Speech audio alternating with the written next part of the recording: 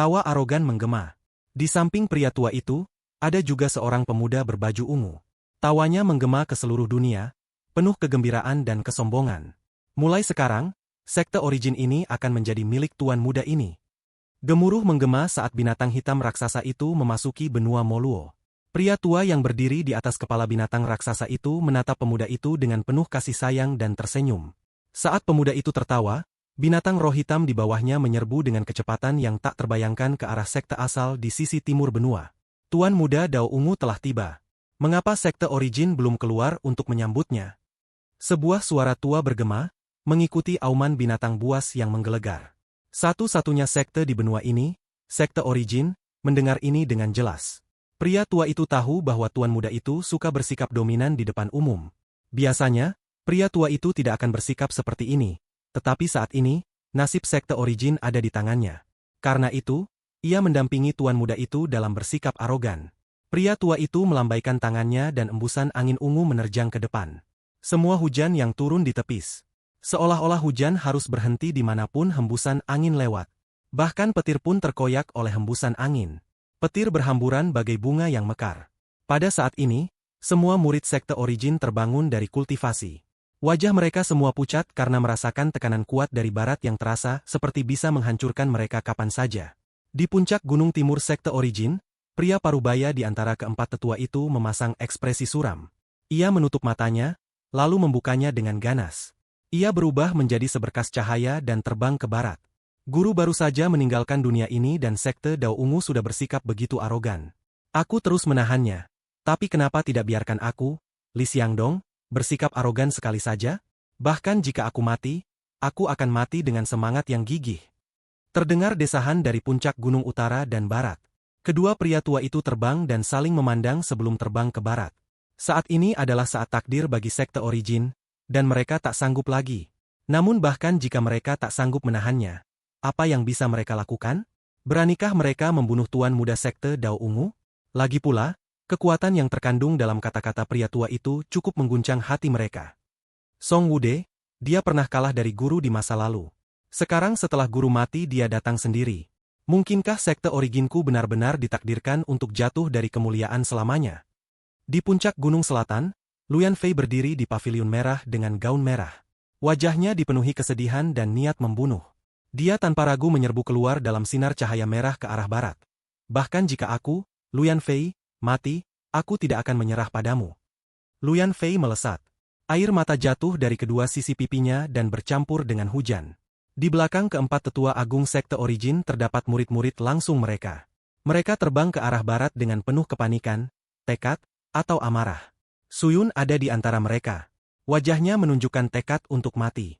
Namun entah mengapa, saat ia terbang, dua sosok muncul di benaknya. Sosok yang satu berambut hitam dan sangat kurus, tetapi selalu setenang air. Sosok yang lain berambut putih, dan dengan lambaian jarinya, dunia akan runtuh. Kedua sosok itu memenuhi pikirannya hingga akhirnya saling tumpang tindih. Wang Lin berdiri di dalam kuil Tao, memandangi sinar cahaya yang menghilang di hadapannya. Ia menggelengkan kepala dan dengan tenang memikirkan kemana ia akan pergi setelah sekte origin dihancurkan. Akhirnya ia mengerutkan kening dan bergumam, sungguh merepotkan. Ia melambaikan lengan bajunya dan melangkah maju. Riak-riak muncul di bawah kakinya dan ia pun menghilang dari kuil Tao.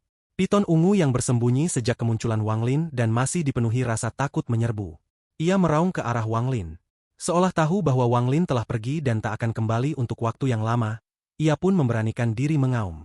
Malam di benua Moluo hampir berakhir dan matahari mulai terbit. Pada saat itu, angin ungu berhembus melintasi langit dan diikuti oleh makhluk roh hitam. Pria tua itu tampak sangat arogan dan tenang. Ia yakin dapat dengan mudah menghadapi sekte origin. Pemuda berbaju ungu di sampingnya menampakkan ekspresi gembira dan mulai berteriak-teriak tidak senonoh. Paman Song, lukai Luyan Fei dengan parah, tapi jangan bunuh dia. Biarkan aku bermain dengannya beberapa hari dan menyedot energi asalnya hingga kering. Lalu tidak akan terlambat untuk membunuhnya. Pemuda berbaju ungu itu menjilat bibirnya. Pria tua di sampingnya mengangguk. Tepat saat hendak berbicara, ia tiba-tiba terkejut dan menatap lurus ke depan. Dia melihat riak muncul di kehampaan di hadapannya dan fluktuasi energi asal yang kuat mulai menyebar. Seorang pria berambut putih berjalan keluar dari riak itu. Pria berambut putih itu memasang ekspresi dingin, dan saat ia muncul, hawa membunuh yang mengerikan memenuhi dunia. Binatang roh hitam itu langsung berhenti dan ekspresi pria tua itu berubah. Pemuda berbaju ungu itu mengerutkan kening dan hendak berteriak saat pria tua itu berdiri di hadapannya. Pria tua itu menatap Wang Lin dengan ekspresi serius dan berkata, "Aku Song Wudo dari Sekte Dao Ungu. Bisakah rekan kultivator memberiku sedikit muka dan membiarkanku lewat?" Mendengar perkataan pria tua itu, pemuda berpakaian ungu itu terkejut dan hati-hati memeriksa Wang Lin. "Aku akan memberimu wajah. Jadi segera pergi dari sini dan jangan pernah kembali." Suara dingin Wang Lin menusuk pria tua itu seperti angin dingin. Ekspresi pria tua itu langsung muram. Meskipun ia lebih lemah dari leluhur sekte asal, ia masih seorang kultivator Nirvana Cleanser tingkat menengah. Ia tidak bisa benar-benar melihat kultivasi lawannya. Jadi ia bersikap sopan, tetapi ia tidak menyangka lawannya akan begitu sombong. Sungguh arogan. Bahkan saat leluhur sekte Origin menghadapi sekte Dao Ungu kita, dia harus. Sebelum pria tua itu selesai berbicara, pemuda berbaju ungu di belakangnya tertawa. Wang Lin terdiam, tatapannya dingin. Ia melangkah maju, mengangkat tangannya dan untaian energi pembantaian melesat keluar dari tubuhnya. Pada saat ini niat membunuh yang mengerikan muncul. Energi pembantaian yang pekat menyebabkan munculnya energi dingin dalam jumlah besar. Tetesan air hujan di sekitarnya berubah menjadi kristal es. Binatang roh setinggi 1000 kaki itu langsung gemetar. Ia sangat cerdas dan segera menyadari bahaya dari energi pembantaian ini. Merasakan bahayanya, ia segera mundur tanpa perintah pemuda berbaju ungu itu. Wajah pemuda itu memucat, tapi dia masih berteriak, "Kamu!" Namun kali ini sebelum ia sempat selesai berbicara, pria tua itu langsung menampar pemuda itu dan melemparkannya ke arah binatang roh hitam itu. Ia kemudian melambaikan lengan bajunya dan segera mundur bersama binatang roh hitam itu. "Cepat pergi! Aku akan menemuimu setelah aku membunuh orang ini." Ekspresi pria tua itu berubah serius. Setelah mengusir makhluk roh itu, ia bergegas menuju Wang Lin. Pemuda berbaju ungu jarang melihat pria tua seserius ini, sehingga kepanikan muncul di hatinya. Ia segera mundur bersama binatang roh hitam itu. Wang Lin melambaikan tangan dan seluruh energi pembantaian di sekitarnya menjadi liar. Setiap helai mengeluarkan raungan menderu saat menyerang pria tua itu. Mata pria tua itu langsung menyipit. Ia membentuk segel, dan angin ungu muncul, berbenturan dengan energi pembantaian. Gemuruh bergema jauh dan luas. Panggil hujan. Wang Lin mengangkat tangan kirinya dan menunjuk ke langit. Pada saat ini, seluruh hujan dalam radius 100.000 kaki bergetar. Saat Wang Lin menunjuk, setiap tetes hujan bergetar dan energi asal mengelilinginya, lalu tetesan hujan itu melesat ke arah pria tua itu. Hati pria tua itu begitu terguncang hingga tak terlukiskan dengan kata-kata. Ia belum pernah melihat dua mantra yang digunakan pemuda berbaju putih itu, tetapi kekuatan mantra-mantra itu membuatnya terkesiap. Ia hendak menghindar saat tatapan dingin Wang Lin tertuju padanya, dan Wang Lin dengan tenang mengucapkan satu kata, "Stop!" Tubuh pria tua itu bergetar hebat dan ia berhenti di udara. Pada saat itu, kristal-kristal es yang tak terhitung jumlahnya berkumpul di sekelilingnya. Sesaat kemudian, sebuah kristal es raksasa muncul di udara. Wang Lin tidak berhenti. Tangannya terulur, dan retakan di ruang penyimpanannya pun muncul. Pedang besi berkarat langsung muncul di tangan Wang Lin. Dia melangkah maju sambil membawa pedang, dan menebasnya tanpa ampun. Dunia masih terang saat itu, tetapi saat pedang itu jatuh, seluruh dunia diselimuti oleh kilatan yang sangat terang. Terdengar gemuruh yang menggetarkan langit, dan kristal es itu hancur berkeping-keping. Mata pria tua itu masih dipenuhi keterkejutan dan ketidakpercayaan saat tubuhnya terfragmentasi.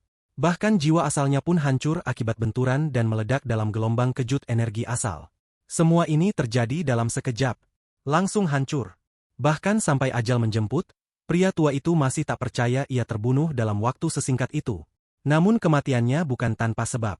Entah itu energi pembantaian atau pemanggilan hujan, mantra-mantra ini cukup kuat untuk mengejutkan siapapun di dunia kultivasi. Selain itu, serangan dari harta karun semi Nirvana Void cukup untuk membuat seorang kultivator Nirvana Cleanser tingkat atas kehilangan lapisan kulitnya jika ia tidak langsung mati. Tanpa perlu menyebutkan pengalaman bertempur Wang Lin, Song Wudo belum mati bagi siapapun. Setelah membunuh Song Wudo seketika, Wang Lin menoleh untuk melihat makhluk roh hitam yang belum pergi terlalu jauh. Pemuda ungu yang menyaksikan semua ini berteriak ketakutan. Wang Lin menatap dingin pemuda berbaju ungu itu dan melangkah maju. Sinar cahaya tiba di belakang Wang Lin. Jeritan yang dipenuhi ketakutan yang luar biasa itu jelas memasuki telinga keempat tetua sekte Origin dan bergema di benak Lu Yanfei. Saat itu juga, langit cerah dan hujan mereda. Pelangi samar muncul di langit. Sosok itu mengejar makhluk roh hitam itu. Rambut putihnya begitu berkilau sehingga sosok itu terpatri kuat di mata Luyan Fei. Rambut putih yang berkibar di bawah pelangi adalah gambaran yang akan selamanya terpatri di mata keempat tetua agung sekte Origin. Bau darah di udara dan fluktuasi dari jiwa asal yang runtuh menandakan bahwa pertempuran yang dahsyat telah terjadi di sini. Kilatan dahsyat itu, meski hanya berlangsung sesaat, telah merenggut nyawa sang kultivator Nirvana Cleanser yang hendak mereka lawan sampai mati. Adegan ini membuat mereka berempat terpaku. Di mata mereka, pria berambut putih itu hanyalah sebuah sosok. Meskipun tampak lambat, sebenarnya ia bagaikan kilat saat ia menerjang pemuda berbaju ungu di atas makhluk roh hitam. Jeritan pemuda berbaju ungu itu mengungkapkan ketakutan di hatinya. Meskipun dia berada di tahap ilusiin, karena statusnya yang tinggi, ia belum pernah menghadapi bahaya seperti itu. Awalnya ia pikir itu akan menjadi perjalanan yang mudah dan menyenangkan.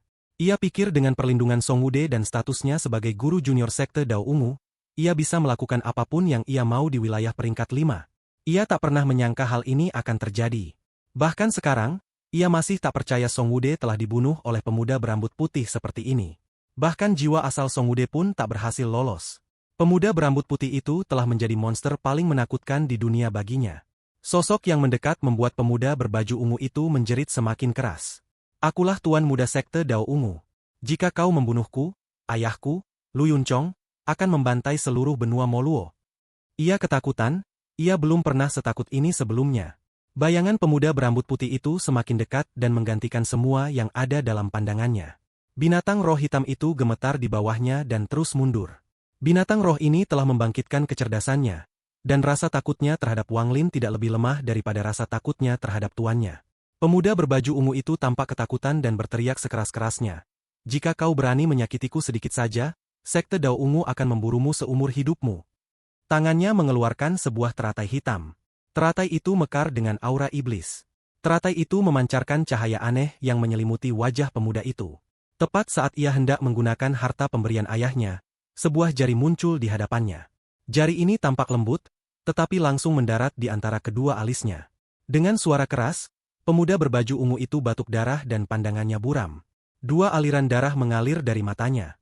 Tubuhnya terlempar ke belakang seperti layang-layang yang talinya putus, dan suara letupan bergema dari tubuhnya. Kabut darah menyembur keluar dari tubuhnya dan mewarnai langit menjadi merah. Pemandangan yang mengejutkan. Jiwa asalnya runtuh. Saat itu, ia merasakan jantungnya berdebar kencang, dan tubuhnya seperti melayang di udara. Detak jantungnya semakin melemah, seolah ia dan jantungnya berada di dua dunia yang berbeda. Suaranya perlahan memudar hingga ia tak bisa mendengarnya lagi. Pada saat ini, murid-murid langsung dari empat tetua agung tiba, dan yang mereka lihat adalah sosok berdarah yang terlempar dari binatang roh hitam. Sosok itu meledak menjadi tumpukan daging dan darah sebelum jatuh dari langit. Di dalam kabut darah di bawah pelangi, sosok berambut putih terukir di hati mereka. Suyun menatap sosok di depannya, sedikit gemetar dan matanya memancarkan cahaya aneh. Pemuda itu mati. Tubuhnya runtuh dan jiwa asalnya lenyap seperti pamannya. Ada sekuntum teratai hitam yang mekar dan sekantong harta di tangan Wang Lin. Jika orang yang diancam pemuda itu bukan Wang Lin, melainkan penduduk asli wilayah peringkat 5, mungkin akan berpengaruh. Hal ini terutama berlaku bagi mereka yang berasal dari sekte yang lebih lemah dari sekte Dao Ungu. Bahkan secara impulsif, mereka akan ragu dan akhirnya hanya akan menangkap pemuda itu. Mereka tidak akan berani membunuhnya. Lagi pula di wilayah peringkat 5, sekte Dao Ungu cukup kuat untuk masuk dalam 10 besar. Yang paling penting adalah nama Lu Yunchong. Dia sangat berbakat, dan di wilayah peringkat 5, dia sangat terkenal. Namun semua ancaman ini tidak berguna di hadapan Wang Lin.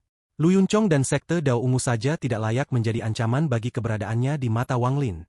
Entah itu surgawi guntur dari Alhiven, Kaisar Poenis, murid lintas generasi Kaisar Baifang, adik junior Dewa Surgawi King Sui, atau murid Kaisar Qinglin yang kini telah terbangun, salah satu gelar tersebut jauh lebih berbobot daripada apapun yang dapat dibandingkan dengan sekte Dao Ungu. Pengalaman kultivasi Wang Lin selama lebih dari 1000 tahun bukanlah sesuatu yang bisa dibandingkan dengan seorang jenius seperti Lu Yunchong.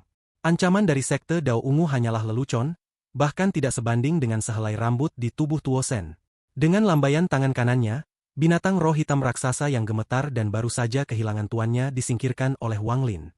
Binatang itu sama sekali tidak berani melawan. Langit sudah cerah dan hari baru telah tiba dengan datangnya matahari. Pelangi tak lagi kabur, melainkan menjadi jernih dan terang. Saat melintasi langit, ia memancarkan cahaya lembut. Ia menyelimuti dunia, benua dan juga pandangan semua murid sekte Origin. Rambut putih Wang Lin tergerai, dan dengan satu langkah, dia menghilang.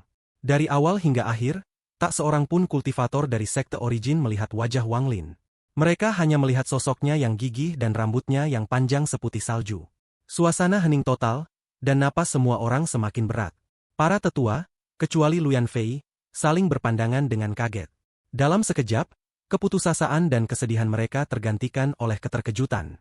Semua terjadi terlalu cepat, dan bahkan sekarang mereka merasa seperti sedang bermimpi. Siapa dia? Mengapa senior itu membantu sekte Origin? Untuk membunuh Song Wude dengan mudah, apa tingkat kultivasinya? Rambutnya putih, kata Luyan Fei lembut, lalu tersenyum tipis. Senyum ini tak pernah muncul lagi sejak gurunya terluka parah. Wajahnya yang tersenyum bagaikan bunga yang mekar. Ada keanggunan dan keindahan yang tak terlukiskan dalam kebahagiaannya. Ketiga seniornya menatap penuh makna saat melihat kemana Wang Lin menghilang. Mereka merenung dalam diam, tetapi keterkejutan di benak mereka membuat mereka tak bisa tenang. Setelah hening sejenak, para murid langsung para tetua bersorak-sorai. Mereka berbalik ke arah pelangi dan kembali ke sekte Origin bersama keempat tetua. Sekte Dao Ungu tidak akan tinggal diam saat mendengar kematian Song Wude dan tuan mudanya. Saat empat tetua itu bergerak, salah satu tetua menahan keterkejutan di hatinya dan mengirimkan pikirannya kepada tiga tetua lainnya. Sebelum guru mati, beliau menyebut, Utara, dan rambut putih. Senior itu berambut putih dan mungkin orang yang guru bicarakan. Mungkin sekte asal kita belum berakhir. Tapi, siapa senior ini? Apakah dia bagian dari sekte Origin kita? Aku sudah mengamati 31 manusia fana itu, tapi aku tidak menemukan apapun. Jika dia bersedia membantu kita sekali, maka dia akan membantu kita untuk kedua kalinya. Akal sehat Luyan Fei telah bulat, yang membuat ketiga orang lainnya merenung dalam diam. Percuma mencari. Karena senior ini tidak ingin kita tahu, biarkan saja semuanya terjadi secara alami. Mata Luyan Fei berbinar dan ia tersenyum sekali lagi. Tangan kanannya menyentuh tas penyimpanannya dan mengirimkan kekuatan untuk menghancurkan sebuah lukisan tua. Tak lama kemudian, orang-orang dari sekte Origin kembali ke sekte. Mereka semua berpencar, dipenuhi kegembiraan. Luyan Fei tidak kembali ke pavilionnya di Gunung Selatan, melainkan pergi ke halaman ramuan bersama Suyun. Kedua wanita itu sangat menawan. Saat mereka berdiri bersama, pemandangannya sungguh menakjubkan. Ada beberapa murid yang melihat mereka dari kejauhan, dan mereka pun memasuki masa trans. Namun memikirkan kondisi Luyan Fei, mereka segera tersadar dan pergi untuk menyapa. Tetapi Suyun melambaikan tangan untuk mengusir mereka. Jelas mereka tidak ingin diganggu. Guru, dia tinggal di sini. Jantung Suyun berdebar kencang saat dia berbicara kepada gurunya. Di dalam kabut bintang domain peringkat 5, terdapat benua ungu yang luasnya 3 kali lipat benua Moluo. Dari kejauhan, benua itu tampak seperti binatang buas yang melingkar dan menatap langit dengan dingin. Perbedaan mencolok dari benua Moluo adalah adanya 4 menara hitam besar yang memancarkan cahaya lembut yang mengelilingi setiap sudut benua. Pada saat ini, kabut bintang mulai bergolak, diikuti jeritan. Seekor binatang buas setinggi 1000 kaki yang menyerupai harimau melesat keluar dari kabut dan menatap benua ungu dengan kebencian di matanya. Samar-samar ia bisa mendengar jeritan memilukan seekor harimau betina yang datang dari benua itu. Sambil meraung, ia bergerak bagaikan kilat menuju benua. Saking cepatnya, ia mendekati benua itu dalam sekejap mata. Ia bertabrakan dengan penghalang cahaya di sekitar benua ungu, menyebabkan penghalang itu berkedip cepat. Harimau itu meraung menyerang sekali lagi. Namun pada saat itu, seberkas cahaya ungu melesat keluar dengan kecepatan yang tak terbayangkan. Di dalamnya terdapat seorang pria parubaya berjubah ungu keemasan. Ia tampak sangat berwibawa dan tatapannya tajam. Ada sedikit kesuraman di wajahnya. Ia begitu cepat sehingga bayangan-bayangan muncul. Ia langsung menembus penghalang dan muncul di antara bintang-bintang. Dengan lambaian tangannya, cahaya ungu muncul dan menyelimuti harimau itu. Sempurnakan. Suara dinginnya menggema saat cahaya ungu di sekitar binatang buas itu berubah menjadi tungku raksasa.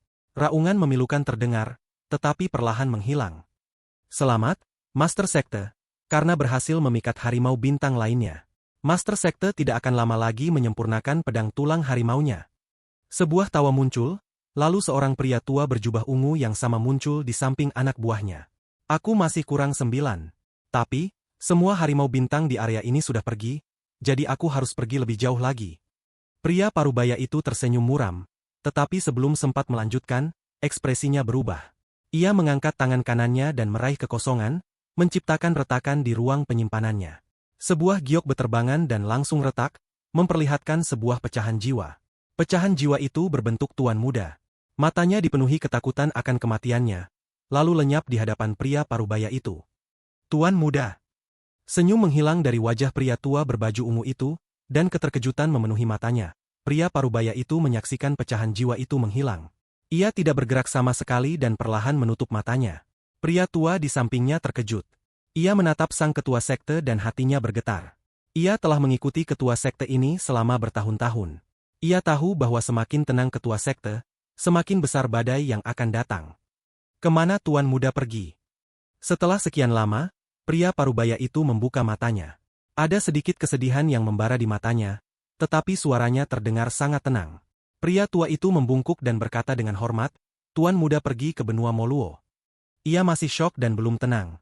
Ia tidak habis pikir, siapa di wilayah peringkat 5 yang berani membunuh tuan muda dan berani menyinggung Tuan Luyuncong dari sekte Dao Ungu.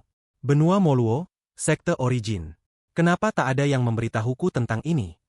Suara pria parubaya itu terdengar tenang, tetapi saat sampai di telinga pria tua itu gemetar. Tiba-tiba ia teringat sesuatu dan wajahnya memucat. Tuan muda, dia, sebagai seorang kultivator, dia masih mendambakan kecantikan dan arogan. Dia memanfaatkan statusnya sebagai tuan muda sekte Dao Ungu dan menghancurkan banyak murid perempuan dari berbagai sekte. Dia bahkan melakukan hal-hal keji, seperti menyedot energi in asal mereka. Tanpa menunggu pria tua itu selesai, pria parubaya itu menggelengkan kepala dan tampak bergumam pada dirinya sendiri. Master sekte. Wajah pria tua itu pucat. Siapa yang pergi bersamanya ke benua Moluo? Seharusnya Song Wude. Anak itu tumbuh di bawah asuhan Song Wude. Mungkin baginya Song Wude seperti ayah kedua. Dia pergi ke benua Moluo karena mengincar Luyan Fei dari sekte Origin. Dia memanfaatkan kematian orang tua itu dan ingin menjadikan sekte Origin sebagai istananya. Pria tua itu merenung dalam diam. Setahu dia, semua yang dikatakan ketua sekte itu benar adanya. Pria parubaya itu mengangkat kepalanya dan menatap kabut bintang di hadapannya. Setelah menatap dalam diam sejenak, ia berbalik dan berjalan menuju benua ungu. Anak tak berguna itu, dia sudah mati, jadi sekarang tinggal satu momok lagi di dunia ini. Tapi aku tetap ayahnya. Karena dia menyukai gadis Luyan Fei itu, biarkan gadis kecil itu mati bersamanya. Sedangkan pria yang membunuhnya, dia juga bisa dikubur bersamanya, kata pria parubaya itu tanpa emosi. Dia tidak seperti ini sebelumnya. Sosok ini lebih suram. Ekspresi pria tua itu semakin pucat. Setelah ragu sejenak, ia menggertakkan giginya dan berkata, "Master sekte, sebelum Master Muda pergi, aku mendengar Song Wude berkata bahwa Master Muda akan pergi ke Laut Awan Ungu untuk mengambil bendera Yin Surgawi yang ditinggalkan sekte Dao Ungu di sana. Setelah mengambil jiwa asal Luyan Fei, ia akan menggunakan semua jiwa asal perempuan yang dikumpulkannya untuk memberi makan seorang Surgawi Yin." Sosok pria parubaya itu tiba-tiba berhenti dan ketenangan di matanya runtuh.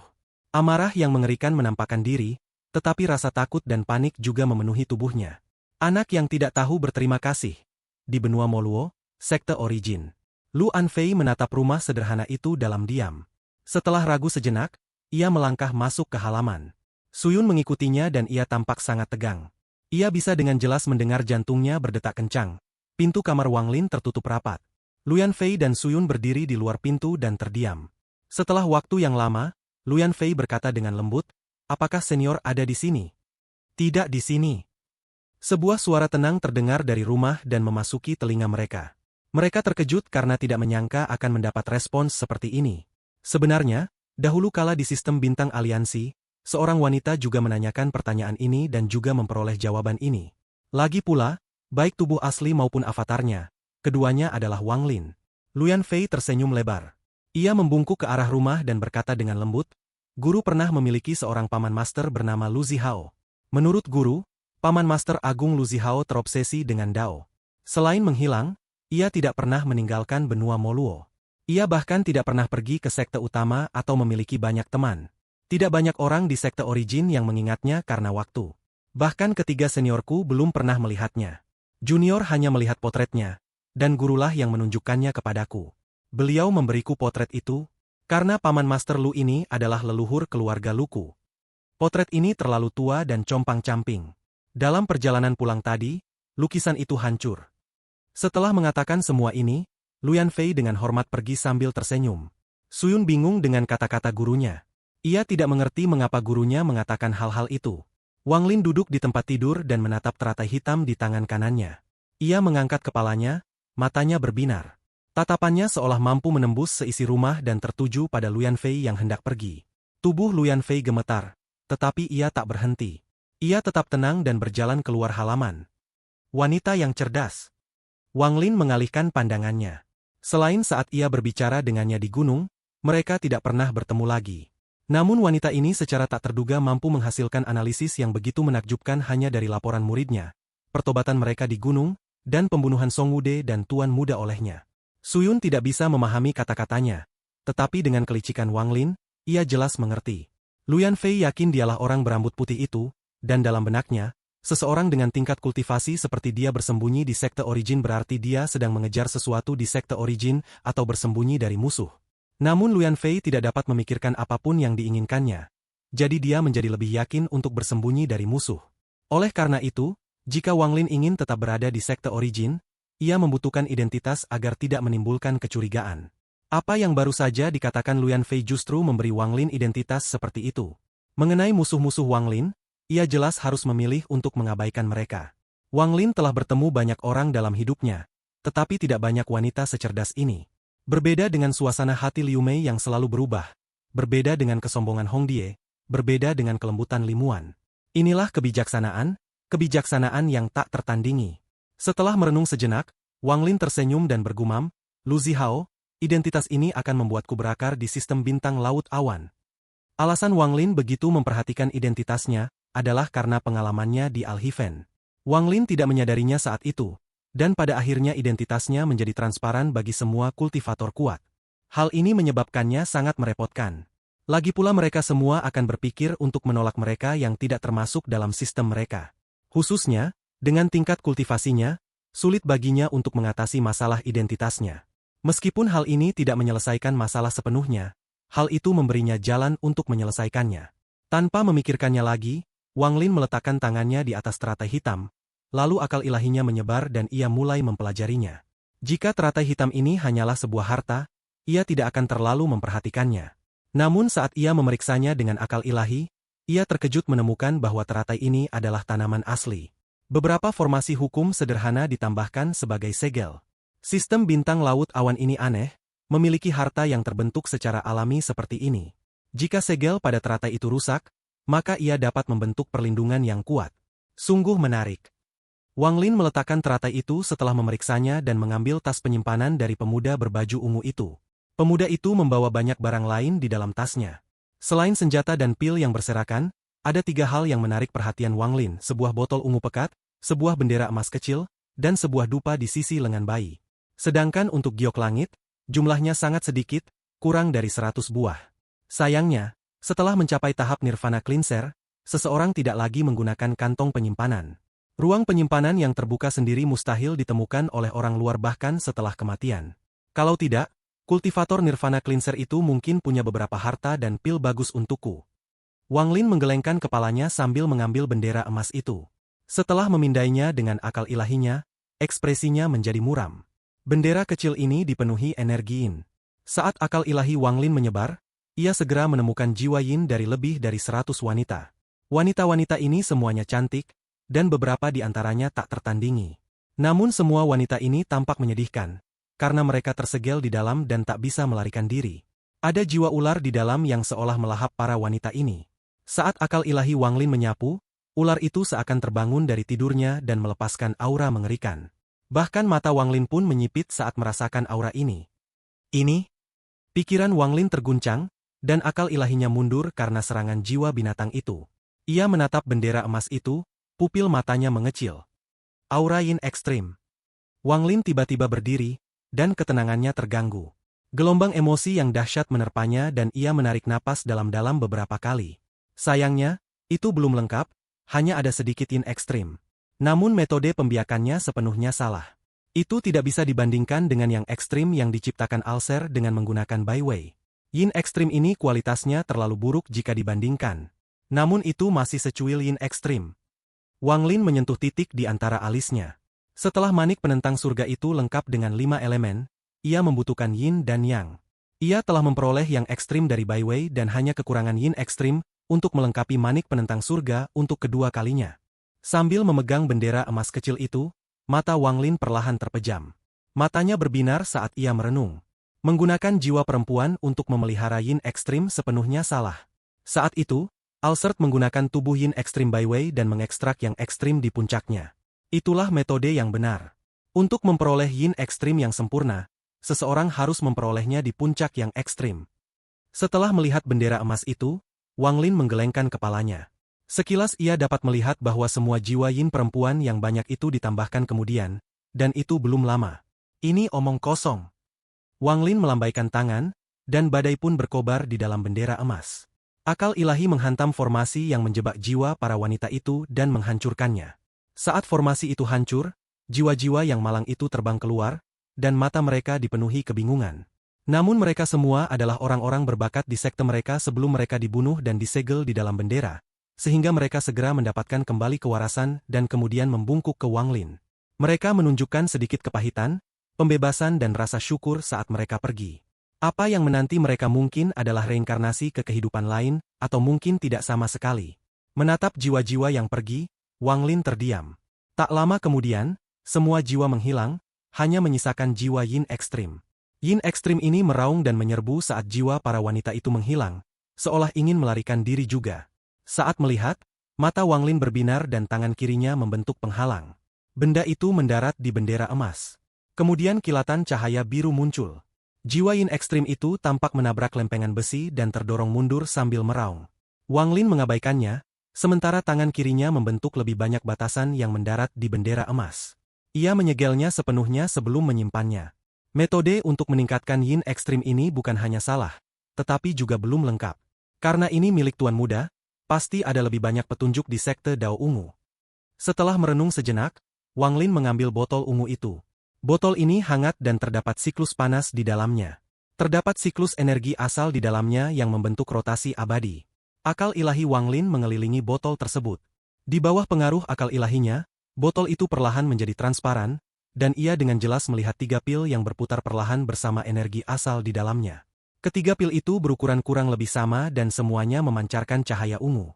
Ada aura ganas yang terpancar dari dalamnya. Setelah menarik kembali akal ilahinya, tatapan Wang Lin tertuju pada benda ketiga, yaitu dupa seukuran lengan bayi. Ia tidak asing dengan benda ini. Dulu di aliansi, ia melihat benda ini dalam ingatan monster nyamuk. Para kultivator Laut Awan telah menggunakan dupa ini untuk membingungkan monster nyamuk dan memancing mereka menjauh dari 4 sekte ilahi. Waktu berlalu perlahan, dan musim hujan pun berlalu, mengantar matahari ke benua Moluo. Wang Lin tampaknya telah terbiasa dengan kehidupan di sekte Origin dan menghabiskan seluruh waktunya mempelajari alkimia. Suyun sangat menghormati orang bernama Cheng Niu yang tinggal di sebelahnya. Meskipun Wang Lin belum mengakuinya, intuisi Suyun mengatakan bahwa Cheng Niu adalah pria berambut putih itu. Setiap kali teringat sosok dan gerakan anggun Wang Lin, ia langsung menegang. Saat itu, ia menatap Wang Lin dengan bingung. Ini rumput Ning Sui. Ini adalah benda untuk membantu membuat pil. Kebanyakan pil di sekte Originku membutuhkan ini. Saat seorang kultivator di Laut Awan mencapai tingkat kultivasi tertentu, mereka akan memperoleh pemahaman tertentu tentang alkimia. Ini sangat berkaitan dengan metode alkimia di Laut Awan. Yang membuatnya bingung adalah Cheng Niu tidak tahu apapun yang dianggap akal sehat. Agar Wang Lin dapat mengolah pil, ia harus terlebih dahulu menghafal nama dan khasiat semua herbal. Beberapa herbal yang ia ketahui dari aliansi memiliki nama yang berbeda di sini, sehingga Suyun menjadi sasaran pertanyaan Wang Lin. Ini adalah ramuan awan tinta, komponen utama dari pil defisiensi awan. Ekspresi Wang Lin dingin dan tenang. Ia hanya menggunakan waktu yang sangat singkat untuk menghafal semua tanaman herbal di kebun ini. Wang Lin melihat sekeliling taman dan bertanya, apakah ada bunga kabut? Batu giok yang dilihatnya di kuil Tao mengatakan bahwa untuk memurnikan pil tingkat 6 atau lebih tinggi, selain jiwa binatang, ada 3 herba yang lebih penting lagi. Salah satunya adalah bunga kabut. Bunga kabut hanya bisa tumbuh di benua yang diselimuti kabut bintang. Konon semakin tebal kabutnya, semakin banyak bunga kabut yang ada. Di sekte Origin, aku hanya tahu 3 bunga kabut kering, dan semuanya ada pada paman Guru Li. Setelah Suyun selesai menjelaskan, ia menambahkan satu hal lagi. Keahlian alkimia paman Guru Li dianggap tak tertandingi di sekte Origin. Wang Lin mengangguk dan mengabaikan Suyun. Ia malah mengumpulkan beberapa ramuan berdasarkan metode alkimia yang pernah dibacanya dan kembali ke rumah. Melihat Wang Lin meminum ramuan itu, Suyun merasa hatinya sakit, tetapi ia tak berani menunjukkannya di wajahnya. Saat Wang Lin berjalan kembali ke kamarnya, Suyun buru-buru berkata, "Ini mengharuskanmu pergi ke ruang alkimia di halaman timur. Tidak hanya ada tungku pil di sana, tetapi juga ada formasi api dan perlindungan tanah. Dengan begitu, bahkan jika tungku itu meledak, tidak akan ada bahaya." "Tidak perlu." Wang Lin tidak berbalik saat dia berjalan memasuki ruangan. Baru setelah Wang Lin pergi, Suyun menghentakkan kakinya dan dipenuhi rasa tidak puas. Sebagian besar herbal di kebun adalah hasil jerih payahnya. Beberapa diberikan kepadanya oleh gurunya setelah gurunya menemukannya saat menjelajahi benua liar yang berbahaya. Dapat dikatakan bahwa sebagian besar herbal di kebun adalah milik pribadi Suyun dan gurunya. Para murid sekte semuanya menyadari hal ini dan tidak berani datang ke sini untuk mendapatkan ramuan. Suyun sangat menghargai ramuan-ramuan ini. Namun ia tak berdaya melihat Wang Lin mengambilnya. Wang Lin bahkan tidak mendengarkannya dan berniat untuk memurnikan tanpa pergi ke ruang alkimia. Apalagi mengingat ia bahkan tidak tahu nama-nama beberapa ramuan ini. Jelas ini adalah pertama kalinya ia memurnikan. Begitu pil itu meledak, bukan hanya rumah yang akan hancur, bahkan taman pun akan terkena dampaknya. Suyun menghentakkan kakinya, tetapi tidak berani berdiri untuk menghentikannya. Kalau tidak pergi ke ruang alkimia, berarti dia pasti punya tungku pil sendiri. Dia cuma tahu cara menggunakan kultivasinya yang tinggi untuk menindas junior sepertiku. Dasar pengganggu. Semakin Suyun berpikir, semakin marah ia. Ia hanya duduk di luar dan mulai menunggu. Saat pil itu meledak, ia harus berusaha sebaik mungkin untuk melindungi tanaman obatnya. Sebagian besar rasa baiknya terhadap Wang Lin juga telah sirna. Sombong, sombong. Saat Suyun memikirkan ekspresi Wang Lin, dia menjadi semakin marah. Meskipun alkimia ada hubungannya dengan kultivasi, efeknya tidak terlalu besar. Yang dibutuhkan hanyalah pengalaman dan percobaan berkali-kali. Setinggi apapun level kultivasi, tingkat keberhasilan pemurnian pertama tidak akan tinggi. Suyun mengerutkan kening sambil memfokuskan dirinya dan berdiri tak berdaya. Wang Lin mengabaikan ketidakpuasan Suyun. Setelah kembali ke kamar, ia duduk dan melambaikan tangannya. Semua herba yang dipetiknya melayang di udara. Mata kirinya menyala dan api langsung berkobar di dalamnya. Alkimia tidak selalu membutuhkan tungku pil. Tungku pil digunakan untuk mencegah obat bocor dan untuk memadatkan panas dengan lebih baik agar pil dapat terbentuk. Semua ini bukan masalah bagi Wang Lin. Api dunia bergerak sesuai keinginannya. Pada saat ini, api putih muncul dan melingkari Wang Lin. Api mulai memadat hingga membentuk bola api. Tatapan Wang Lin tenang saat tangan kanannya terulur. Semua herba di udara mulai terpisah menjadi beberapa bagian. Satu bagian melayang ke samping dan satu bagian lagi masuk ke dalam bola api. Ini adalah pertama kalinya Wang Lin memurnikan pil di Laut Awan. Meskipun hanya pil tingkat 3, Wang Lin tetap sangat serius. Ia menatap bola api itu dan tatapannya menembus ke dalam. Ramuan-ramuan itu dengan cepat meleleh di dalam bola api dan menjadi remah-remah. Namun dengan kendali api Wang Lin, itu bahkan tidak berubah menjadi abu, melainkan mulai menyatu. Mereka menyerap atribut medis unik masing-masing dan mulai menyatu. Tak lama kemudian, tangan Wang Lin terulur, dan sebuah ruang penyimpanan muncul. Seberkas cahaya hitam melesat ke tangan Wang Lin. Ada jiwa binatang roh yang menyerupai kecebong di dalam cahaya hitam. Ini adalah binatang milik Tuan Muda. Binatang ini sangat arogan saat mengikuti Tuan Muda. Ia sering melahap manusia dan kultivator yang terluka dengan kejam. Ia menikmati manisnya darah dan daging yang kering di mulutnya. Namun pada saat ini, jiwa binatang itu gemetar ketakutan dan terus-menerus meraung. Ia ingin melepaskan diri dari telapak tangan Wang Lin, tetapi sekuat apapun ia berjuang, usahanya sia-sia. Saat Wang Lin melambaikan tangan, jiwa binatang itu menjerit memilukan dan menyatu dengan pil. Tak lama kemudian, aroma obat mulai menyebar ke seluruh ruangan. Tepat pada saat ini, Wang Lin mengerutkan kening, lalu tangan kanannya meraih-meraih pil itu. Sebagian besar jiwa binatang itu langsung tercabut. Pil yang setengah jadi itu bergetar dan runtuh. Kemudian kekuatan penghancur mulai menyebar. Namun api yang melilitnya menghentikannya. Suara teredam terdengar, tetapi tidak menghancurkan bola api. Ledakan pil. Di luar rumah, Suyun mendengar jeritan teredam dan segera berdiri. Ia sangat tegang. Namun setelah menunggu beberapa saat, ia masih belum menemukan ledakan itu. Yang ia lihat hanyalah Wang Lin yang murung berjalan keluar dan meminum lebih banyak ramuan. Suyun akhirnya bereaksi dan langsung menghentakkan kakinya. Ia ingin mendapatkan keadilan dari Wang Lin, tetapi memikirkan ekspresi muram Wang Lin tadi, ia menjadi takut. Ia hanya bisa mengeluh dalam hati. Dasar pengganggu. Pil itu pasti akan meledak kali ini juga. Kata-kata Suyun menjadi kenyataan. Dalam waktu 3 hari, Wang Lin telah menyempurnakan 16 kali dan gagal setiap kali, kecuali yang terakhir. Setiap kali gagal, ia akan mencari penyebabnya dalam diam sebelum memetik lebih banyak herbal. Melihat taman yang 3 hari lalu masih semarak dan kini hampir gersang, mata Suyun tak kuasa menahan diri untuk memerah. Taman ini telah menghabiskan banyak tenaganya, dan bahkan saat ia meracik pil sendiri, ia sangat berhati-hati dan tidak pernah menggunakan terlalu banyak herba. Namun hanya dalam 3 hari, hampir semua herba itu habis. Meskipun ledakan pil yang ditakutkannya tidak pernah terjadi, ia lebih suka ledakan itu menghancurkan sebagian besar kebunnya. Lebih baik daripada disiksa seperti ini. Melihat rumah yang sangat dibencinya, Suyun tak lagi menunjukkan rasa hormat terhadap Wang Lin. Suyun tak tahan lagi dan bergegas masuk ke dalam rumah. Ia melihat Wang Lin duduk di sana, memegang pil utuh. Yang membuat Suyun sangat kesal adalah Cheng Niu yang tersenyum sambil menatap pil itu. Melihat senyum itu, kemarahan Suyun pun memuncak. Cheng Niu. Suyun menggertakkan giginya dan menarik napas dalam. Memikirkan spekulasinya sendiri tentang tingkat kultivasinya, ia menahan amarahnya dan terus berkata pada dirinya sendiri untuk tidak marah.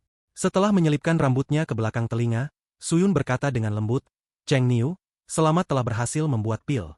Bolehkah aku melihatnya? Setelah mengalami 15 kali kegagalan, hampir semua herba di kebun telah digunakan untuk memurnikan pil ini. Jiwa binatang telah menyatu dengan pil lebih dari 10 kali, dan rasa sakit akibat bolak-balik pil itu lebih parah daripada kematian. Jiwa binatang ingin Wang Lin berhasil agar penderitaannya berakhir. Wang Lin menatap pil di tangannya dan merasa menyesal. Ada banyak detail yang harus diperhatikan saat menggabungkan jiwa binatang dengan pil. Hal-hal ini tidak dijelaskan di dalam giok dan ia harus mengalaminya sendiri. Saat itu, Wang Lin yang mendengar kata-kata Suyun, tanpa sadar menyentuh hidungnya. Ia menatap tubuh indah Suyun ke arah taman yang hampir tandus. Meskipun telah berkultivasi selama 1000 tahun, ia merasa sedikit malu. Wang Lin melambaikan tangan dan melemparkan pil itu ke arah Suyun. Saat hendak berbicara, ia diinterupsi oleh teriakan. Mata Suyun terbelalak lebar menatap pil itu, amarahnya tak tertahankan. Saat itu, semua bayangan sosok putih, jari anggun dan senior yang perkasa itu lenyap dari benaknya. Selama 3 hari terakhir, ia hanya bisa menyaksikan tanpa daya ramuan-ramuan yang telah ia tanam dengan susah payah. Ramuan-ramuan yang bahkan tak ingin ia gunakan sendiri, dicabut satu persatu. Pada akhirnya, ia hanya berhasil memurnikan pil peringkat 3. Pil peringkat 3 sangat berharga dan merupakan sesuatu yang dibutuhkan oleh seorang kultivator korporeal yang. Namun semua herba di kebunnya seharusnya cukup untuk memurnikan pil peringkat 4. Jika itu Paman Guru Li, maka ada sedikit peluang untuk memurnikan pil peringkat 5. Cheng Niu, kembalikan ramuanku. Mata Suyun memerah dan ia hendak menuntut keadilan dari Wang Lin. Namun saat ia mendongak, ia mendapati ruangan itu kosong, Cheng Niu telah pergi. Sosok Wang Lin muncul di langit di atas benua Moluo, dan ia menyentuh hidungnya sekali lagi. Senyum getir tersungging di wajahnya, sementara suara Suyun masih terngiang di telinganya. Lupakan saja. Itu hanya halaman tanaman herbal. Wang Lin menggelengkan kepalanya dan terbang ke langit bagaikan seberkas cahaya. Ia menghilang di balik cakrawala. Setelah menembus penghalang cahaya di sekitar benua, lautan awan muncul di depan mata Wang Lin. Di dalam batu giok di dalam kuil Tao, selain informasi terkait alkimia dan jiwa binatang, terdapat juga peta bintang wilayah peringkat 5 tempat benua Moluo berada. Setelah mempelajari peta bintang tersebut, Wang Lin menemukan bahwa selain benua yang dihuni manusia, terdapat jenis benua lain yang disebut benua liar. Planet-planet ini mirip dengan planet-planet terbengkalai di aliansi atau Alhiven. Namun di Laut Awan, benua-benua liar ini tidak memiliki menara hitam, sehingga diselimuti kabut bintang. Benua-benua ini menjadi sarang bagi binatang buas dan seringkali menampung banyak binatang buas. Beberapa tumbuhan herbal yang sangat berharga sering tumbuh di benua seperti ini. Mengikuti peta bintang di benaknya, Wang Lin menyerbu ke dalam kabut bintang. Kabut bintang itu seperti awan. Selain menutupi penglihatan, kabut itu juga mencegah akal ilahinya menyebar terlalu jauh. Wang Lin tidak familiar dengan sistem bintang laut awan, jadi ia tak bisa menahan diri untuk memperlambat langkahnya. Di benua liar dekat benua Moluo, binatang buas perlahan-lahan menjadi semakin langka selama bertahun-tahun. Benua itu telah menjadi tempat bagi para murid sekte Origin untuk berlatih. Hanya beberapa binatang buas tingkat rendah yang tersisa, dan bahkan sebagian besar tanaman herbal telah disita. Ini tentu saja bukan pilihan Wang Lin. Ia akan pergi ke benua liar yang lebih jauh lagi, tempat tinggal binatang buas yang belum banyak dijelajahi oleh para kultivator. Jadi masih banyak tumbuhan herbal di sana. Wang Lin bergerak semakin cepat. Seringkali ada kilatan cahaya saat ia menerobos kabut dan pergi ke kejauhan. Meskipun akal keilahiannya hanya dapat menyelidiki dalam radius 10.000 kaki, seorang kultivator Nirvana Scryer hanya dapat mencapai 1.000 kaki. Hanya kultivator Nirvana Cleanser yang dapat mencapai 10.000 kaki. Sepanjang perjalanan, berbagai makhluk aneh muncul dalam akal ilahi Wang Lin. Semua makhluk ini tampak menyeramkan, salah satunya adalah seekor ikan bersisik panjang. Saat ia membuka mulutnya, gigi-gigi tajam yang tak terhitung jumlahnya terlihat, dan tercium bau amis. Ada beberapa yang tampak seperti naga, tetapi panjang tubuh mereka hanya beberapa ratus kaki. Binatang-binatang merah ini bergerak secepat kilat dan hidup berkelompok. Ratusan ribu dari mereka bergerak melintasi lautan awan. Ada juga binatang buas seperti binatang nether yang pernah dilihat Wang Lin, tetapi jauh lebih kecil, lebarnya hanya beberapa ribu kaki. Binatang-binatang ini lambat, tetapi bahkan binatang-binatang merah itu pun menghindarinya. Ada juga binatang hitam seperti kecebong seperti milik Tuan Muda. Mereka bersembunyi di balik kabut, memancarkan tekanan tersembunyi. Namun saat binatang-binatang itu merasakan akal ilahi Wang Lin, mereka semua segera mundur. Saat bergerak menembus kabut, mata Wang Lin berbinar dan tangan kanannya meraih kekosongan. Sebuah celah ruang penyimpanan terbuka dan suara dengungan terdengar saat nyamuk-nyamuk terbang keluar. Puluhan nyamuk ini terbang ke sana kemari dan mengeluarkan teriakan gembira yang menggelegar. Khususnya, nyamuk ungu milik Wang Lin terbang dengan gembira. Tubuh Wang Lin berkelebat, lalu ia duduk di atas nyamuk itu. Tanpa menunggu perintah Wang Lin, nyamuk itu bergegas maju dan terbang ke dalam kabut bintang bersama rekan-rekannya. Waktu seakan terus berjalan selamanya di dalam kabut bintang ini. Sulit untuk menyadarinya karena tidak ada siang maupun malam, hanya kabut bintang tebal yang menyelimuti segalanya. Setelah menghitung dalam diam sejenak, Wang Lin menghitung sudah 3 hari. Dengan kecepatannya, ia sudah jauh dari benua Moluo dan mendekati benua liar berbahaya yang ditandai di peta. Tak lama kemudian, bayangan raksasa muncul di benak Wang Lin. Bayangan ini begitu besar hingga menutupi langit, dan samar-samar ia bisa mendengar raungan darinya. Mata Wang Lin berbinar, dan nyamuk di bawahnya tampak waspada. Saat mereka mendekat, bayangan itu menghilang. Ini adalah benua liar yang luas. Wang Lin melompat dari nyamuk, menembus kabut, dan mendarat di benua liar. Tempat ini dipenuhi kabut bintang.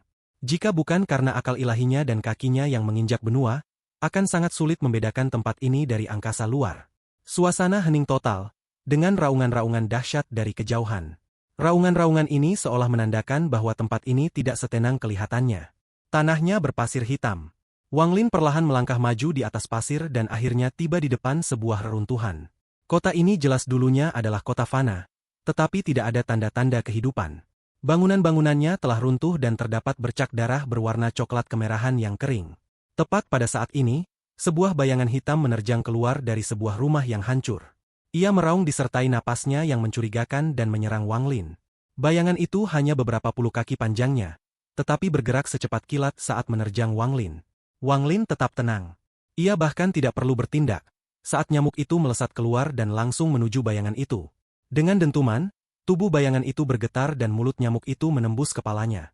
Kemudian nyamuk itu menghisap dan seluruh bayangan hitam itu menyusut. Binatang nyamuk itu terbang kembali dengan tatapan jijik.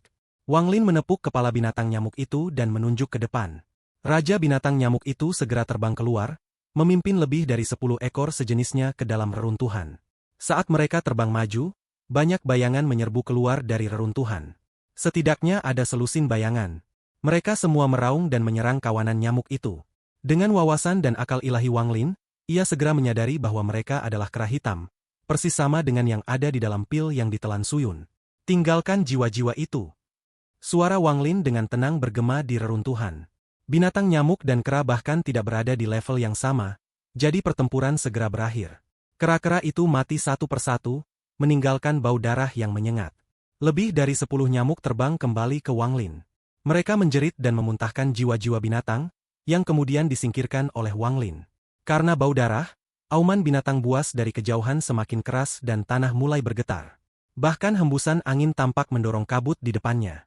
Ekspresi Wang Lin masih tenang saat ia berjalan memasuki reruntuhan. Ia mengamati reruntuhan itu dengan akal ilahinya, lalu pergi setelah tidak menemukan tanaman obat. Sosoknya bergerak menembus kabut seolah menyatu dengan kabut dan memancarkan aura membunuh yang kuat. Ia tampak memancarkan aura yang lebih ganas daripada binatang buas manapun, dan 10 nyamuk itu menjerit sambil berputar-putar di atasnya. Di hadapan aura dahsyat ini, bahkan raungan dari kejauhan pun perlahan melemah, hingga akhirnya menghilang. Tanah berhenti bergetar dan angin pun menghilang. Benua ini bernama KAIAP di peta bintang.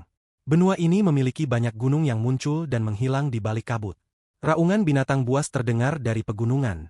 Reruntuhan kota yang tersembunyi di mana-mana dalam kabut menunjukkan betapa makmurnya benua ini dulu. Namun kini ia hanya puing-puing, dan suara-suara masa lalu telah lenyap. Yang tersisa hanyalah jejak waktu. Di antara binatang buas, ada yang suka berkelompok dan ada yang suka menyendiri. Pada saat ini, di salah satu gunung, auman seekor binatang buas terdengar paling dahsyat. Aumannya begitu dahsyat hingga kabut pun tak mampu menyembunyikannya. Gunung ini hitam dan menjulang tinggi ke udara. Kera-kera besar setinggi hampir 30 meter bergerak di sepanjang gunung, mati-matian bergegas menuju puncak. Ada seekor kera hitam raksasa yang ganas duduk dalam posisi lotus seperti manusia. Tingginya tak kurang dari 300 meter. Lengannya setebal pohon pinus tua, membutuhkan beberapa orang untuk mengepungnya sepenuhnya. Ada pohon ungu raksasa yang tingginya hanya mencapai betis tempat ia duduk. Batang pohon itu sebagian besar layu, seolah-olah telah hidup terlalu lama. Namun pohon itu tidak mati, masih memiliki banyak cabang dengan banyak daun yang tumbuh di atasnya. Yang aneh adalah daun-daun pohon itu seputih salju dan urat-urat daunnya sangat mudah terlihat, seolah-olah terbuat dari kristal. Ada juga 2 buah seukuran kepalan tangan yang berwarna campuran hitam dan putih. Sungguh pemandangan yang aneh. Kera raksasa itu membuka matanya, dan matanya bersinar terang bagaikan 2 nyala api. Matanya memancarkan tatapan yang begitu tajam, hingga menembus kabut. Tatapannya tertuju pada sosok berambut putih yang dikelilingi oleh segerombolan binatang buas di antara puncak-puncak gunung. Ketika ia menatap Wang Lin melambaikan tangan dan angin hitam muncul, merenggut nyawa lebih dari selusin kera hitam. Wang Lin mengangkat kepalanya dan membalas tatapan dingin itu. Raungan dahsyat terdengar dari puncak gunung. Keganasan binatang buas di sekitar Wang Lin meningkat, dan gelombang bau amis menyerbu Wang Lin. Mereka ingin mencabik-cabik tubuhnya dan bahkan melahap jiwanya. Ekspresi Wang Lin tampak tenang saat ia menatap sejumlah besar binatang buas di hadapannya. Ia bergegas maju dan berubah menjadi seberkas cahaya saat ia menyerbu menuju puncak gunung. Di langit, lebih dari 10 nyamuk meraung dan di sekitar mereka ada beberapa binatang buas yang tampak seperti elang. Binatang-binatang ini memancarkan aura ganas dan memulai pertarungan hidup dan mati dengan nyamuk-nyamuk tersebut. Wang Lin bergerak maju. Semua binatang buas yang menghalanginya meledak menjadi hujan darah, hanya dengan satu lambaian tangannya. Tangannya terulur untuk membuka ruang penyimpanannya dan pedang-pedang terbang beterbangan. Pedang-pedang terbang ini mengelilingi Wang Lin dalam formasi pedang. Ia tidak berhenti sama sekali saat ia membantai jalannya mendaki gunung.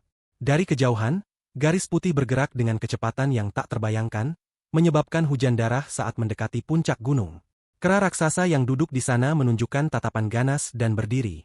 Saat ia berdiri, seluruh gunung bergetar, dan ia menerjang turun gunung ke arah Wang Lin. Ia tidak lebih lambat dari Wang Lin, dan dalam sekejap, mereka hampir bertabrakan. Kera hitam itu menampakkan tatapan tajam dan menghantam dengan tangannya. Namun tubuh Wang Lin langsung menghilang tanpa jejak, dan kera hitam itu meleset. Kemudian ia melihat Wang Lin muncul kembali di samping pohon raksasa di puncak gunung. Mata kera raksasa itu jelas mengecil dan ia meraung.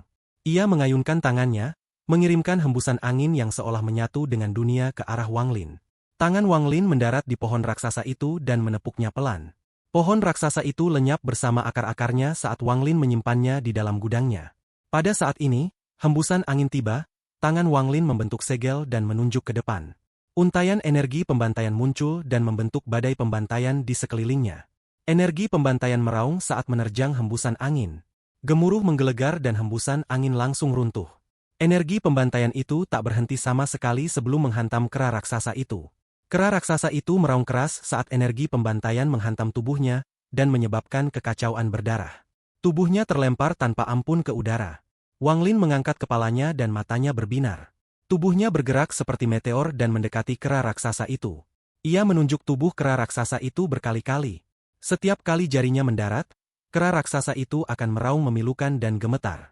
Setiap kali jari Wang Lin mendarat, sebuah lubang baru akan terbuka di tubuh kera raksasa itu dan sejumlah besar darah akan menyembur keluar, mewarnai sekelilingnya menjadi merah. Sinar energi asal memasuki kera hitam melalui jari Wang Lin dan membentuk segel. Wang Lin menarik jarinya dan berkata dengan dingin, "Apakah kau bersedia menjadi binatang rohku?" Ia sudah berada di benua liar ini selama 7 hari. Ia telah membunuh banyak binatang buas dan mengumpulkan banyak sekali herbal. Beberapa dari binatang buas ini bisa menggunakan mantra dan melawan para kultivator. Bahkan ada beberapa binatang buas tingkat 5 yang bisa menandingi para kultivator Nirvana Scryer. Tetapi mereka semua telah dibunuh oleh Wang Lin dan jiwa mereka diambil. Kera hitam raksasa itu juga merupakan binatang buas tingkat 5, tetapi tubuhnya sangat kuat. Bahkan setelah dipukul oleh Wang Lin, ia hanya terluka parah dan tidak mati. Bahkan di antara binatang buas tingkat 5, ia berada di puncak dan bisa naik ke tingkat 6 kapan saja. Inilah mengapa Wang Lin tiba-tiba ingin menjinakkannya. Yang menjawab Wang Lin adalah raungan yang lebih dahsyat dan pukulan dari lengan kiri kera itu. Tinju kera itu memicu hembusan angin kencang dan bahkan mengandung aura samar pukulan dewa kuno. Ini benar-benar menunjukkan betapa kuatnya kera hitam itu. Wang Lin mengerutkan kening. Ia tidak menyatu dengan tubuh aslinya, jadi tubuhnya tidak sekuat kera hitam itu. Ia mendengus dingin dan hendak menghindar. Tetapi saat ini, entah kenapa, adegan pria tua itu menggunakan telapak tangannya untuk menangkis lengan dewa kuno muncul di benaknya. Wang Lin merenung dalam diam, menghadapi hembusan angin. Ia benar-benar tenang. Seluruh energi asal dalam tubuhnya bergerak menuju telapak tangannya dan berkumpul di sana, menimbulkan gemuruh yang menggelegar. Ia hanya memejamkan mata, dan adegan pria tua itu menghentikan tangan Tuosen terputar berulang kali. Wang Lin perlahan-lahan merasakan pencerahan. Persis seperti saat ia mendapatkan pencerahan dari jejak tangan di alam surgawi hujan. Di benua liar ini, di dalam kabut ini, ia menghadapi situasi yang mirip dengan apa yang dilakukan pria tua itu terhadap Tuosen. Wang Lin telah melihat langkah ketiga sebelumnya dan juga dapat mengalami langkah ketiga dengan bantuan King Lin. Semua ini memungkinkan Wang Lin mendapatkan pencerahan yang mengejutkan tentang mantra yang digunakan pria tua itu yang jelas-jelas merupakan bagian dari langkah ketiga. Hembusan angin kencang menerbangkan pakaian Wang Lin hingga tersingkap, dan lengan kera raksasa itu pun mendekat. Saat angin kencang itu hendak menghantam Wang Lin membuka matanya dan dengan lembut menempelkan telapak tangannya di lengan kera raksasa yang sudah berada di depan wajahnya. Sebuah kekuatan dahsyat keluar dari lengannya dan bertabrakan dengan energi asal di telapak tangan Wang Lin. Terdengar gemuruh yang menggelegar, pakaiannya berkibar kencang tertiup angin, dan rambut putihnya tertiup ke belakang. Namun tubuhnya tidak bergerak sama sekali. Tubuh kera raksasa itu juga bergetar. Rasanya lengannya seperti terkena kabut dan tidak merasakan kontak sama sekali. Sebaliknya, tubuhnya bergetar dan merasakan sakit yang tiba-tiba dan tak terjelaskan. Mata Wang Lin semakin berbinar saat tindakan pria tua itu terus terputar di benaknya, hingga hampir menjadi kebiasaan. Tanpa sadar, ia mengangkat tangan dan dengan cepat menunjuk punggung telapak tangan kanannya. Setiap kali ujung jarinya menyentuh tanah, energi asal akan berkumpul dari dunia dan mengembun di telapak tangannya. Setelah menunjuk 3 kali, wajah Wang Lin sedikit memerah, tetapi matanya berbinar dan ia meraung. Kera raksasa itu segera mundur dan darah mengucur deras dari lengannya. Sebuah bekas telapak tangan yang jelas tertinggal di lengannya, bersama dengan 3 retakan di jarinya. Retakan-retakan itu mulai menyebar dengan cepat di sepanjang lengan kera raksasa itu. Retakan terus menyebar, suara gemuruh berlanjut, dan darah muncrat kemana-mana. Mata Wang Lin berbinar. Ia tidak menatap kera raksasa itu, melainkan menatap tangan kanannya dengan sedikit pencerahan. Ia tidak tahu nama mantra itu, tetapi samar-samar ia merasa seperti tersedak sesuatu. Tadi, ia tidak menggunakan energi asalnya sendiri untuk memobilisasi energi asal dunia, melainkan mengendalikannya. Mengendalikan energi asal dunia dengan kekuatan yang dibutuhkan dari energi asal dari segala arah, untuk membentuk serangan tirani. Tangisan pilu membuyarkan lamunan Wang Lin, dan mata kera raksasa itu dipenuhi ketakutan. Ia menatap 3 retakan yang menyebar di sekujur tubuhnya. Kera itu merasa seperti akan tercabik-cabik jika bergerak terlalu keras. Di saat bahaya, kera raksasa itu mulai bersinar putih. Di bawah cahaya putih ini, sebuah jiwa ilusi muncul di atas kepalanya. Jiwa ilusi ini tampak buram, tetapi tampak seperti kera dengan wujud yang lebih manusiawi. Ia tampak ingin keluar dari tubuh kera dan pergi. Melihat ini, mata Wang Lin berbinar. Jiwa terkondensasi menjadi roh. Menurut Giok, ini adalah mantra yang hanya bisa digunakan oleh binatang buas tingkat 6. Tak disangka kera raksasa ini akan mencapai terobosan di saat hidup dan mati seperti ini. Wang Lin melangkah maju dan langsung tiba di hadapan kera raksasa itu. Kemudian tangan kanannya menghantam ke bawah, dan jiwa kera raksasa itu terdorong kembali ke dalam tubuhnya. Wang Lin menatap mata kera raksasa itu dan dengan tenang berkata, "Jadilah binatang rohku." Tubuh kera raksasa itu gemetar dan matanya dipenuhi ketakutan. Ia telah membangkitkan kecerdasannya dan secara alami memahami kata-kata Wang Lin. Ia mengangguk. Tangan Wang Lin mengenai kera raksasa itu, dan 3 retakan di tubuhnya langsung menghilang. Bersamaan dengan itu, tangannya membentuk segel pengendali binatang dan menempelkannya pada kera raksasa itu. Segel itu mendarat di antara alis kera raksasa itu dan menghilang. Pada saat ini, nyamuk-nyamuk itu telah membunuh semua binatang berbentuk elang di langit dan melayang di samping kera raksasa itu. Wang Lin duduk di bahu kera raksasa itu dan menatap ke depan. Kera raksasa itu meraung saat ia melesat ke kejauhan bagaikan meteor.